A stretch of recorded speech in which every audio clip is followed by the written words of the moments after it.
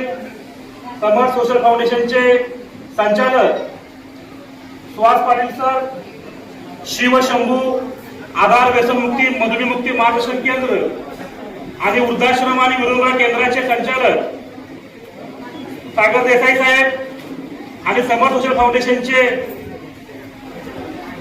ज्यांनी सोशल मीडियाचं काम लोकांना शिकवून ज्याच्या माध्यमातून समर्थ सोशल फाउंडेशन संपूर्ण देशभरामध्ये पोहोचवायचं काम ज्यांनी केलं त्या संस्थेचे संचालक असलम शेख साहेब, विचारपीठावर सर्व मान्यवरांना उपस्थित असलेल्या सर्व माझ्या सहकार्यांना या ठिकाणी सर्वप्रथम सादिक शेख साहेबांना आज 40व्या वाढदिवसाच्या शुभेच्छा या ठिकाणी देतो, कारण मॅडमांचा वाढदिवस आला त्यांना या ठिकाणी शुभेच्छा देतो. खऱ्या अर्थानं बघितलं तर हजारो वर्षापासून हा व्यसनमुक्तीचा उपक्रम चालू आहे. म्हणजे फार 1000 वर्षापूर्वीच्या अगोदर सुद्धा, गौतम बुद्धांच्या अगोदर सुद्धा, ज्या वेळेला देव होते, देवाधिकांचा काळ होता, त्यावेळेला सुद्धा सूर आणि आसूर, सूर म्हणजे दारू, दारू पिणारे ते सूर आणि दारू न पिणारे ते आसूर.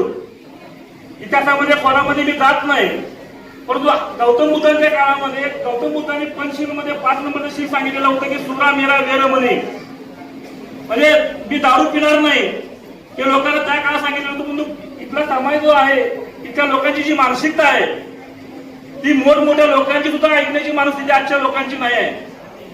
जे गौतम बुद्धांचं ऐकलं नाही, जे महापुरुषांचं ऐकलं नाही, जे संतांचं ऐकलं नाही. तुकाराम महाराजांनी तुकाराम गाथेमध्ये म्हटलेलं होतं, तंबाखू उडीने काढला तो दूर पुढे ते घर तेने पापे. आणि बाबासाहेब आंबेडकरांनी 22 प्रतिज्ञामध्ये 11 नंबरची प्रतिज्ञा मी दारू पिणार नाही आणि 17 नंबरची प्रतिज्ञा मी अष्टांग मार्गाचा वापर करेन. याच्या माध्यमातून लाखो लोकांना ज्यावेळी शपथ दिली, 22 प्रतिज्ञा दिल्या, त्यावेळेस त्यांनी सुद्धा व्यसनमुक्तीचा विषय घेतलेला होता. आपल्याला माहित आहे की छत्रपती शिवाजी महाराज, छत्रपती संभाजी महाराज ते स्वतः निर्व्यसनी होते. ते जसे निर्व्यसनी होते तसे त्यांचे मावळे देखील निर्व्यसनी होते.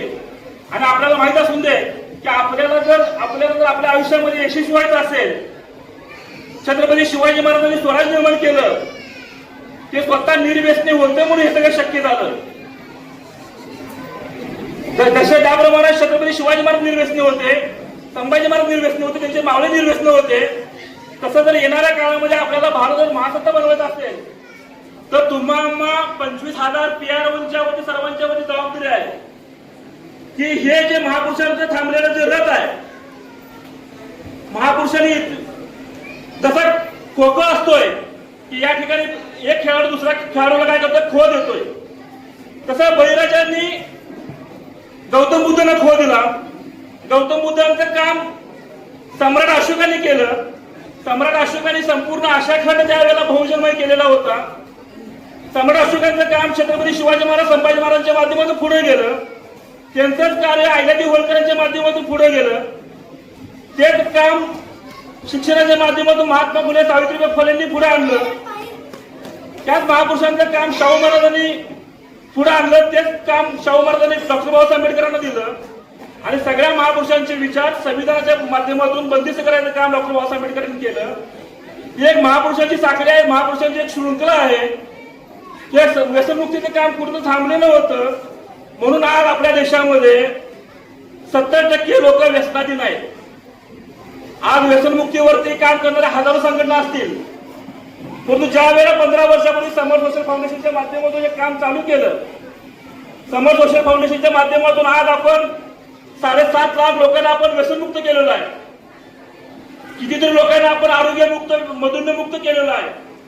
परंतु ह्या सगळ्या महापुरुषांचे जर गुण बघितलं तर त्या सगळ्या महापुरुषांचे गुण, सगळ्या संतांची चळवळ, ही चळवळीचे सगळे गुण, मला वाटतंय की मी मोठं काय बोलत नाही, पण सगळे गुण हे सादिक शेख साहेबांच्या आचरणामध्ये, त्यांच्या विचारामध्ये, त्यांच्या कृतीमध्ये दिसून येतात. आणि हे सगळे महापुरुषांचे विचार त्यांनी स्वतः आत्मसात केलेले आहेत. आणि आपल्याला ट्रेनिंगच्या माध्यमातून तुम्हा आमच्यावरती संस्कार करायचं काम हे सगळं सादिक शेख साहेबांनी केलेलं आहे. आणि येणाऱ्या काळामध्ये आपल्याला संपूर्ण भारतभरामध्ये आपल्याला जसं गौतम बुद्धांचा संघ होता, छत्रपती शिवाजी महाराजांचा संघ होता, तसा आपल्याला येणाऱ्या काळामध्ये देशातले सगळे राज्य असतील, ती राज्य आपण वाटून घेऊन आपल्याला लोकांच्यापर्यंत पोहोचणं गरजेचं आहे. गावागावामध्ये, वाड्या रस्त्यामध्ये सादिकशे साहेबांचे विचार, व्यसनमुक्तीचे विचार, समर सोशल फाउंडेशनचे विचार आपल्या गावागावामध्ये आपल्याला पोहोचवायचा आहे. निश्चितपणे निसर्गानं सादिकशे साहेबांना एक ताकद दिलेली आहे. मला असं वाटतं निसर्गानं त्यांचा जन्म हा व्यसनमुक्तीसाठी केलेला आहे. आज तो भाग्याचा दिवस 40 वर्ष पूर्ण होत आहे साहेबांना 100 वर्ष आयुष्य उरलं आणि व्यसनमुक्तीचं काम हे जगभरामध्ये पोहोचो एवढ्या मी त्यांना शुभेच्छा देतो आणि इथंच थांबतो. धन्यवाद. संयोजकांनी मला 2 मिनिटं संधी दिली त्याबद्दल समर सोशल फाउंडेशनचा आभार. धन्यवाद. जय जिजाऊ, जय शिवराय, जय ज्योतिबा, जय हिंगराज, जय भारत, जय संविधान.